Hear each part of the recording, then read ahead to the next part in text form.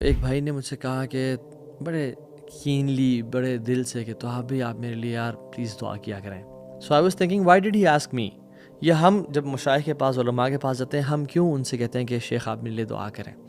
میں اکثر کہتا ہوں کیونکہ ہم یہ سوچ رہے ہوتے ہیں اور ہمارا گمان یہ ہوتا ہے کہ یہ شخص اللہ کے قریب ہے, اللہ کا نیک انسان ہے, اللہ سے محبت کرتا ہے. ہاؤ اباؤٹ ان کی دعا جنہوں نے آج تک اللہ سبحانہ وتعالیٰ کی نافرمانی نہیں کی. their worship is constant and uninterrupted.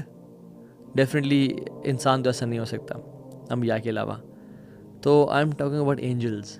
حدیث میں کیا آتا ہے کہ جو شخص نماز کے لیے آتا ہے اور وہ مصلی کی جگہ پہ بیٹھا رہتا ہے, اور یہ نماز سے پہلے بھی اور بعد میں بھی ہے, یعنی وہ مسجد میں آیا اور آتے ہی ہمیں نہیں بیٹھنا چاہیے, رادر تحیۃ المسجد پڑھنے چاہیے جو 2 رکعتیں ہیں, ٹھیک ہے, پڑھ کے انسان بیٹھ جائے اور پھر اس کے بعد نماز کے لیے کھڑا ہو, نماز پڑھ کے دوبارہ بیٹھے رہے اس جگہ پہ.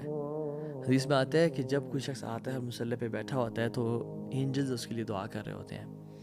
اور کیا دعا کرتے ہیں؟ اللہم اغفر لہ ورحمہ, یا اللہ اس کو معاف کر دے, اس پہ رحمت نازل کر, یا اللہ اس کو معاف کر دے, اس پہ رحمت نازل کر.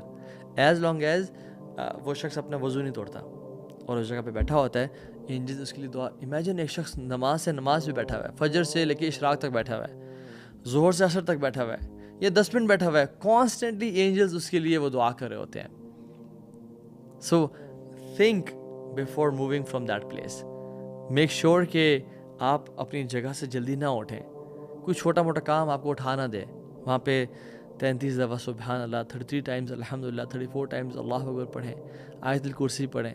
جو شخص یعنی نماز کے ختم ہونے کے بعد آیت الکرسی کانسٹنٹلی پڑھتا ہے, ہمیشہ پڑھتا ہے, اس کے اور جنت کے بیچ میں کوئی فرق نہیں رہ جاتا سوائے موت کے, بغیر اٹھے اور بغیر بات کے جو آیت الکرسی پڑھتا ہے, ٹھیک ہے. سو سورہ اخلاص, سورہ فلق, سورہ ناس بیٹھ کے پڑھیں انشاءاللہ.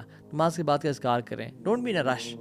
اور شیطان اکثر جو ہے نا نماز میں خیالات دیتے ہیں اور کہتے ہیں کہ تمہیں تو جلدی ہے, تمہیں نکلنا ہے یہاں سے, اور ہم یہ اتنی گولڈن اپرچونیٹی چھوڑ کے کہ ایک تو نماز کے بعد کا اذکار اور اینجلز کی دعاؤں کو ہم چھوڑ کے نکل جاتے ہیں.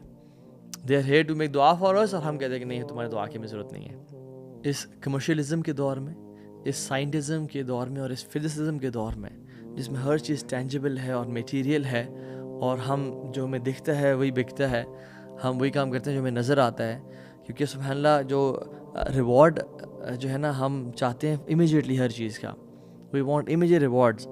اور ہم جو کائنات میں جو چیزیں ہو رہی ہیں ہمیں ان کا یقین نہیں ہے.